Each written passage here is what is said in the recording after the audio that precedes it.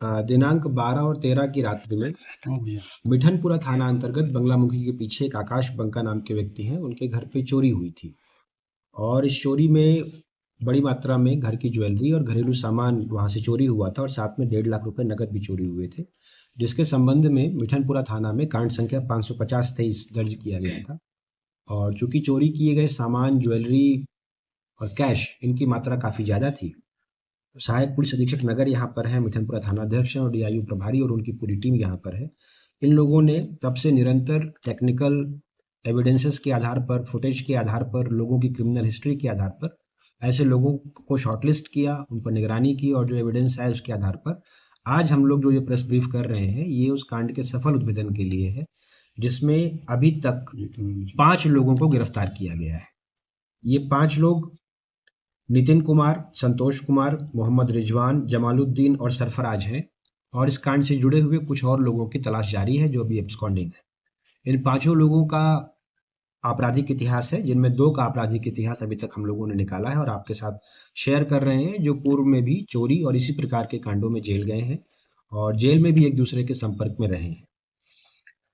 इन 5 लोगों के पास से कुल मिलाकर 20,85,700 रुपए ये अभी तक रिकवर किए गए हैं और ये 20 लाख की राशि हम लोगों का जो अभी तक का अनुसंधान है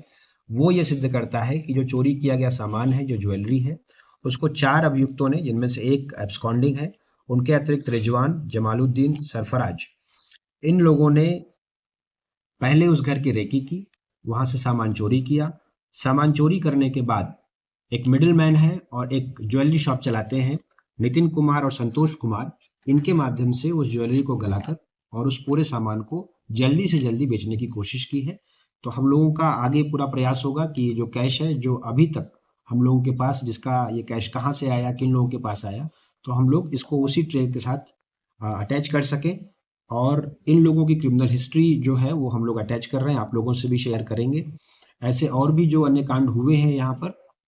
उन लोगों पर भी हम लोग अनुसंधान का कार्य कर रहे हैं। और ये जो जमा की गई राशि है, जो इन लोगों के पास से मिली राशि है, इनमें से कुछ राशि संतोष कुमार जो ज्वेलरी शॉप चलाते हैं और जो इस पूरे नेटवर्क में संलिप्त रहे, उनके यहाँ से मिली है और कुछ राशि जो लोग सीधे तौर पर इस चोरी में संलिप्त रहे, उन लोगों के पास से मिली है। हम लोगों के पास जो भी फुटेज और टेक्निकल एविडेंस है वो हम लोग इस कार्य में, इस अनुसंधान में, इस कांड में जो है संलग्न कर रहे हैं। जो लोग पकड़े गए हैं, जो लोग पकड़े गए हैं उनमें से 1-2 लोग जो है लकड़ी ढाई चंदवारा के पास के हैं, टाउन थाना के अंतर्गत, और एक अहियापुर थाना के अंतर्गत के हैं। और इन लोगों का पुराना एक नेटवर्क है, पुराना गैंग है, एक दूसरे के संपर्क में भी रहे और इस प्रकार की घटनाओं को इन्होंने पूर्व में भी अंजाम दिया हुआ है। तरीका क्या था सर चोरी करने का? चोरी करने का तरीका यही है कि कुछ लोग रेकी करते हैं और आमतौर पर ऐसे घरों के बारे में जानकारी एकत्र करने की कोशिश करते हैं, जो लोग, जिन घरों में ताला बंद हो, घरों पर कोई ना हो, ज़्यादा सामान, ज्वेलरी या पैसे की संभावना हो, यानी समृद्ध घर लग रहा हो। और चूंकि कई बार त्योहारों के मौसम में, ठंड के मौसम में कई लोग गांव भी जाते हैं, कोई शादी का फंक्शन है वहां पर जाते हैं, तो ऐसे ही घरों पर ये लोग नजर रखते हैं।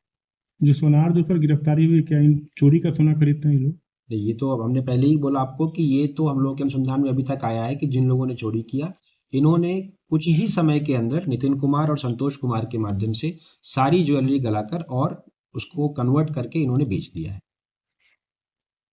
Thank you.